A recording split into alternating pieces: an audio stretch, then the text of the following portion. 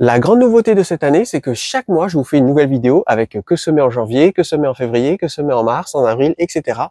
Cette série de vidéos est réunie en une seule playlist qui s'appelle le calendrier des semis. Et cette série de vidéos a pour objectif que vous obteniez des plants qui soient de qualité jardinerie, voire même supérieure à la qualité jardinerie. Dans cette série de vidéos, ça va être l'occasion de suivre l'évolution de tous mes semis, voir comment ils évoluent au fur et à mesure du temps, jusqu'à la récolte bien sûr. Et en plus, dans cette série de vidéos, chaque mois, je vous fais découvrir de nouvelles variétés qui sont plutôt rares et que l'on ne trouve pas justement en jardinerie et qui pourront peut-être vous inspirer pour vos propres potagers.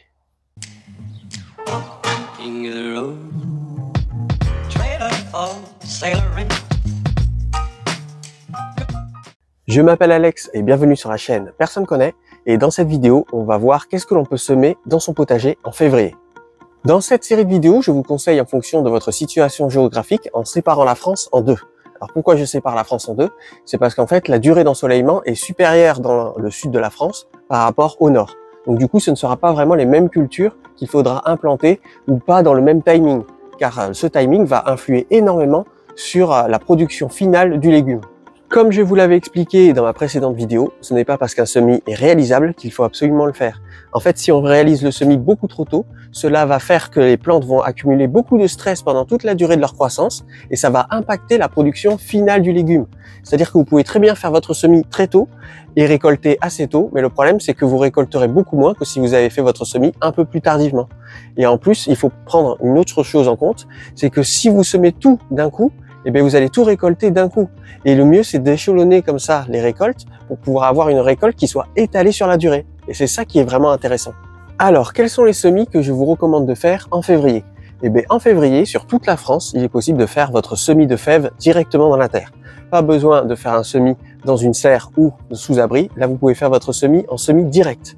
Alors moi, actuellement, le semis de fèves, je l'avais réalisé avec vous le mois dernier dans des jardinières et je vais vous montrer ce que ça a donné. Voici les semis de fèves que j'avais réalisés avec vous la dernière fois dans la précédente vidéo du calendrier des semis. Et comme vous pouvez voir, le semis est parfaitement bien réussi. Là, quasiment toutes les graines ont germé. Pareil dans la mini-serre. Vous voyez, toutes les fèves ont germé. Et du coup, je pense qu'à la fin de la semaine, j'irai toutes les implanter au potager. Autre semis qu'il est possible de faire en semis direct sur toute la France, c'est le semis de petits pois. Et c'est d'ailleurs ce que l'on va faire tout à l'heure. Là, vous voyez, j'ai mis mes petits pois à tremper dans un verre d'eau avec de l'eau de pluie. J'ai laissé à tremper toute la nuit et maintenant, ils sont fin prêts pour être installés directement en semi-direct au potager. Chaque année, je fais toujours pousser la même variété de petits pois dans mon potager. Ce sont les petits pois mange-tout gourmands nains. Alors, pourquoi je fais pousser toujours cette même variété? Ça a plusieurs raisons. La première raison, c'est que c'est une variété très productive. La deuxième raison, c'est que les pieds ne dépassent pas 1 mètre, donc ça ne fait pas trop d'ombre portée sur l'ensemble du potager. Et donc ça me permet de faire en sorte que mes autres cultures ne soient pas en manque de lumière, vu que c'est une période où il n'y a pas beaucoup de lumière. Si je commence à mettre des grands petits pois, des grandes variétés de petits pois, ça va faire beaucoup trop d'ombre portée sur les autres cultures. Et une autre raison, c'est que ces petits pois, ils ont la particularité qu'on peut les manger avec la cosse. C'est-à-dire que la cosse et le petit pois qui est à l'intérieur, les deux sont comestibles. Et du coup, ça permet d'avoir encore plus de récoltes sur la même plante. Et ça, c'est vraiment très intéressant. Ça permet vraiment d'optimiser ces cultures. Quels sont les autres légumes que l'on peut faire également en semi-direct dans son potager au mois de février? Alors, si vous faites partie de la moitié sud de la France, vous pouvez faire en semi-direct tous les légumes racines. C'est-à-dire que vous pouvez faire les légumes de la famille du radis, c'est-à-dire le radis classique, le radis blanc ou le radis noir. Vous pouvez également faire votre semis de carottes à condition que votre potager soit suffisamment bien exposé au soleil. Là, vous pouvez faire votre semis de carottes et en plus, vous pourrez profiter encore d'un haut taux d'humidité du fait de la saison. Tandis que pour la moitié nord, je vous conseillerais plutôt d'attendre le mois de mars pour pouvoir faire ce semis en semi-direct dans votre potager. Mais vous pouvez très bien faire ce semis sous abri, comme par exemple ici dans une serre. Autre légume que vous pouvez effectuer en semi-direct dans votre potager si vous faites partie de la moitié sud, ce sont tous les légumes feuilles, c'est-à-dire tout ce qui est mesclin, tout ce qui est mâche, tout ce qui est roquette. Tous les légumes feuilles sont possibles d'être faits en semi-direct dans son potager à condition que son potager soit bien exposé au soleil. Tandis que pour tous ceux qui habitent dans la partie nord de la France, il vaut mieux attendre pour réaliser ce semis et à la limite faire comme pour tout à l'heure un semis sous abri ou dans des godets ou dans des mini-serres, voire même derrière une fenêtre, c'est également possible. Ici nous avons le semis de salade que j'avais réalisé sous abri la dernière fois. Et maintenant que nous sommes au mois de février, je vais pouvoir les implanter directement au potager et dans la serre. Et la dernière famille de légumes que vous pouvez faire en semis direct dans votre potager si vous faites partie de la moitié sud de la France, vous avez tous les légumes de la famille des Aliacées, c'est-à-dire ail, oignons, poireaux, etc. Et là, si votre potager est suffisamment exposé au soleil, vous pouvez faire ce semis en semis direct. Par contre, pour la moitié nord, je vous recommanderais plutôt de faire ce semis sous abri, c'est-à-dire dans une mini-serre, dans une grande serre comme ici, ou derrière une fenêtre, car il est encore beaucoup trop tôt dans la saison pour pouvoir vraiment réussir ce semis parfaitement bien. Attention, pour tout semis direct effectué en février directement dans le potager en pleine terre, il faudra l'effectuer de préférence vers la fin février et également de préférence aussi sous un voile P17 pour pouvoir le protéger des grands froids.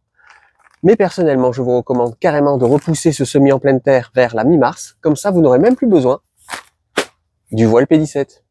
Deux autres familles de légumes qu'il est possible de semer en février, ça va être tous les légumes de la famille du chou, c'est-à-dire chou paumé, chou cabu, chou frisé ou chou Bruxelles, et également les légumes de la famille des betteraves et des blettes, c'est-à-dire globalement les betteraves et les blettes, c'est la même plante, donc toutes les betteraves et toutes les blettes.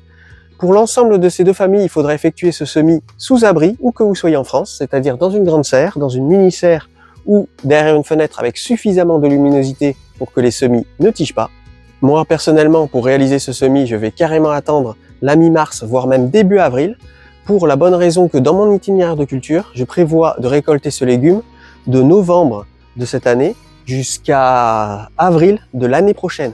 Donc pour vous dire que je commence déjà à prévoir mes cultures sur le très long terme et je commence déjà à prévoir mes récoltes de l'année prochaine, dès maintenant. C'est pour cette raison que c'est très important d'avoir un bon itinéraire de culture parce que ça va vous permettre de récolter des légumes toute l'année. Actuellement, je récolte déjà la mâche que j'ai semée à l'automne de l'année dernière. Pareil pour le mesclin qui est ici. Pareil pour le chou qui est au potager. Et pareil pour d'autres cultures que je vais récolter plus tard dans l'année. Avant d'aller voir les semis de légumes d'été que l'on va faire en intérieur, comme par exemple les tomates, les poivrons, les piments, etc., etc., je vous amène d'abord avec moi réaliser le semis de petits pois mange-tout gourmand nain directement au potager. Le semis de petits pois, je vais le réaliser ici, vous voyez, de chaque côté, un semis ici, un semis là. J'ai donc créé 2 sillons sur toute la longueur du grillage et je vais le réaliser également ici, sur cette zone-là. Alors oui, j'ai créé une toute nouvelle structure. Alors je vous avais dit que je filmerais la création de la structure, mais finalement il pleuvait ce jour-là. Donc j'ai préféré avancer plutôt que filmer. Mais par contre, cette année, la thématique du potager, ça va être la verticalité. Donc ce genre de structure, je vais en créer plein dans le potager. Et là, ça sera l'occasion de vous faire plein de tutoriels. Au pied des structures, j'ai travaillé la terre sous 15 cm de profondeur. Je n'ai pas trop amendé le sol parce que les petits pois n'ont pas besoin d'avoir un sol trop riche. J'ai donc creusé ici 2 tranchées sur toute la longueur du grillage. Et je vais après mettre mon semis de petits pois dans la tranchée, reboucher la tranchée. Et une fois que les petits pois auront levé, là je mettrai une bonne couche de paillage. J'ai effectué mon semis de petits pois légèrement en vrac en les espaçant quand même un minimum les uns des autres. À savoir que normalement dans les règles on dit de faire une ligne de petits pois en espaçant chaque petit pois de 1 cm. Alors moi je ne cautionne pas du tout cette règle, au contraire je préfère semer trop que pas assez, comme ça évite d'avoir des trous et si jamais il y a trop de plants de petits pois je pourrais toujours éclaircir moi-même à la main. En plus les pousses de petits pois sont comestibles. Et ça permet aussi de limiter les dégâts vis-à-vis de nos amis les baveux comme les limaces ou les escargots. Donc voilà, moi je vous préconise de faire votre semis comme ça légèrement à la volée en essayant quand même de les espacer un minimum. Et après on pourra toujours éclaircir si jamais il y a beaucoup trop de petits pois sur la même zone. Les petits pois supportent très bien la cohabitation les uns avec les autres parce qu'ils ont des réseaux racinaires qui sont plutôt petits et qui en plus ont tendance à plonger dans la terre plutôt qu'à s'étaler en surface. Et du coup, ça fait qu'on peut faire ce semis assez serré sans aucun problème. Une fois que votre semis a été effectué, il ne reste plus qu'à reboucher la tranchée. Et là, il suffit juste de rabattre la terre des côtés de la tranchée par-dessus la tranchée. Et ça suffit. J'ai rebouché les tranchées avec le semis à l'intérieur. Maintenant, il n'y a plus qu'à attendre que le semis lève. Et une fois qu'il aura levé, on viendra mettre du paillage pour le plaquer contre le grillage. Comme ça, on va lui donner une bonne direction pour qu'il puisse bien s'accrocher tout le long du grillage. Et en plus, ce paillage, ça va éviter l'apparition des herbes indésirables. Et dans quelques semaines, je vais effectuer la même chose ici, sur cette autre bande de culture. À savoir que je ne fais jamais les mêmes semis, enfin tous les semis en même temps, parce que comme ça permet de prévoir si jamais il y a le moindre problème au niveau des conditions climatiques exceptionnelles ou au niveau d'attaque de limaces.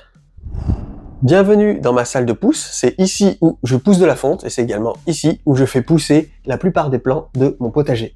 Dans cette pièce, j'ai une installation simple, low cost, à faible coût énergétique mais très efficace qui me permet de faire pousser n'importe quel plant à n'importe quel moment de la saison, dans un environnement qui est contrôlé. Et c'est dans cette pièce où on va réaliser le premier semis de tomates de l'année. Et ça va être l'occasion de vous faire découvrir des variétés qui sont peu communes et qu'on n'a pas l'habitude de voir en jardinerie traditionnelle. On va commencer par le suivi des semis qu'on avait réalisés dans l'épisode précédent. Si vous voulez avoir le détail de toute l'installation, je vous invite à aller voir ce même épisode où je détaille tout et j'ai mis toutes les références dans la description de cette même vidéo.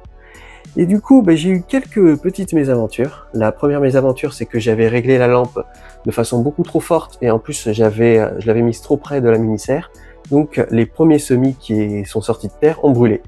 Bon, c'est pas grave, c'est des choses qui arrivent et maintenant ça m'a permis de voir la bonne puissance au niveau de la lampe et la bonne distance. Donc ils m'ont servi un peu de crash test. La deuxième mésaventure, c'est que j'ai réglé le thermostat de la pièce sur 16 degrés et j'ai eu beaucoup de mal à atteindre les 25 degrés dans la mini-serre et du coup j'ai fermé les aérations qui étaient en haut. Ça a fait qu'il y a eu beaucoup trop d'humidité à l'intérieur et j'ai eu des apparitions d'algues. Bon, rien de gênant, mais c'est à noter quand même avec un tout petit peu de moisissure aussi. La température de la pièce est maintenant réglée sur 18 degrés et maintenant grâce à la lampe directement sur la mini-serre, j'arrive à atteindre facilement les 25 degrés. Alors comme semis là qui ont réussi, j'ai 6 pieds d'aubergine plus des graines qui continuent de germer, là, là-bas et ici. Pareil ici pour les poivrons, là j'ai eu 4 semis de poivrons qui sont sortis de terre et j'ai encore des graines qui continuent de sortir. Là, là. Et sinon pour les piments, alors là par contre c'est aucune graine n'a germé. Alors la plupart du temps je n'ai pas ce problème parce que c'est moi qui reproduis mes propres graines, sauf que cette fois-ci j'avais fait pousser une variété rare de piment qui s'appelle le piment rainbow et malheureusement je n'ai pas trouvé les graines dans des semenciers où j'achète habituellement, donc du coup j'ai pris chez un semencier que je ne connaissais pas et du coup le résultat c'est qu'aucune graine n'est sortie.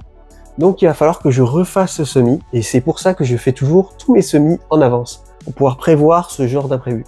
Maintenant voyons les patates douces que l'on avait mis à germer ensemble. Alors je fais toujours germer 4 patates douces parce que comme ça me permet de limiter au cas où il y a la moindre perte. Et j'ai bien fait parce que justement j'ai eu 2 patates douces qui sont manifestement mis à pourrir, celle-là et celle-là. Malgré que je change l'eau régulièrement, c'est des choses qui arrivent malheureusement. En plus, je fais pousser 2 variétés de patates douces, c'est-à-dire que j'ai une variété plutôt classique et ça c'est des variétés qui sont plutôt rares, que je fais pousser, que je reproduis dans mon potager. Alors heureusement, il y en a une ici, c'est la variété rare, la patate douce violette, qui s'est mis à bien germer et à faire un réseau racinaire. Donc ça c'est une bonne nouvelle. Et j'ai également cette patate douce là, c'est une patate douce classique qui elle aussi s'est mise à faire des racines. Et il y a un petit germe qui est en train de sortir ici. Donc ça c'est plutôt une bonne nouvelle. Mais dans le doute, j'ai quand même mis une 5e patate douce, voilà, à tremper pour la faire germer. Les lianes que l'on voit derrière, ça c'est une histoire de fou. En fait j'avais mis 2 chiottes à tremper il y a 3 semaines. Et en seulement 3 semaines, elles se sont mis à germer, elles se sont mis à faire des racines et à faire de grosses lianes. Alors c'est la première fois que je fais cette culture-là, je m'y attendais pas du tout à ce que ça pousse aussi vite.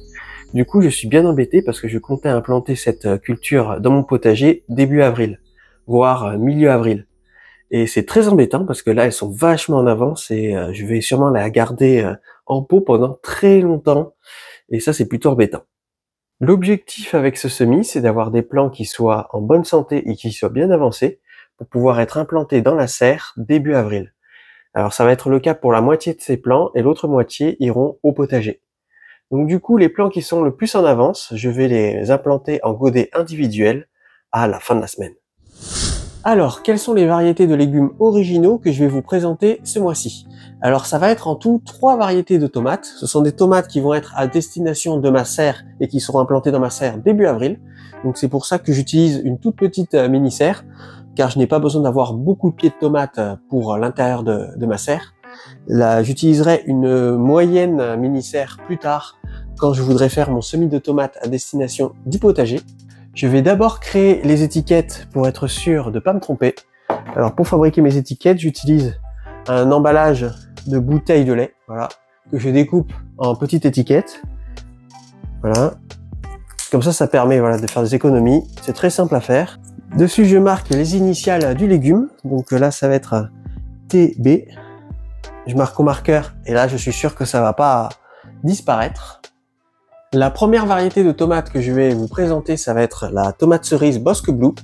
Là, voilà les graines. Ce sont des toutes petites graines.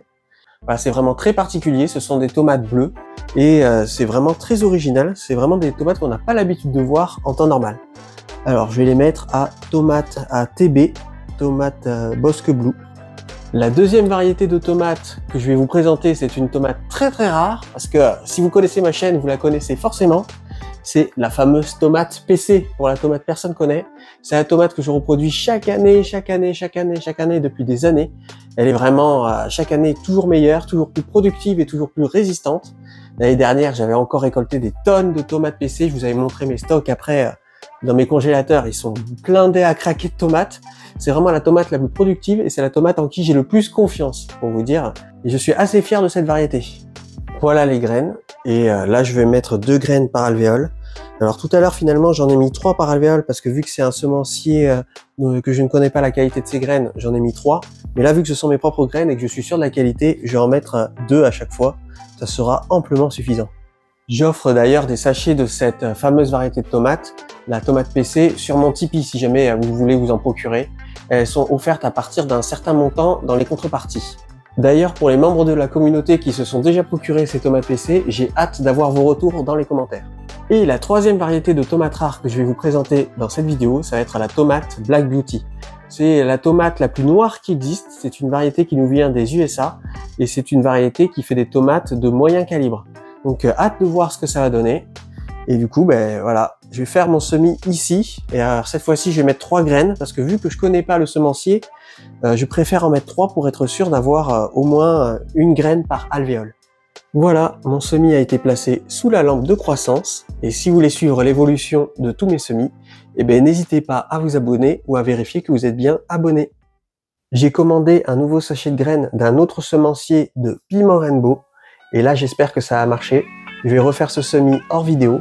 Et bien entendu, dans les prochaines vidéos du calendrier des semis, je vous ferai découvrir de nouvelles espèces qui sont plutôt rares et plutôt insolites. Merci énormément aux membres de la communauté qui permettent la survie de la chaîne en me soutenant financièrement, soit via le Tipeee, soit en cliquant sur le bouton rejoindre de la chaîne. Le premier semis de tomates est lancé, les choses sérieuses peuvent commencer, mais par contre pour les chayotes, il faudra m'expliquer.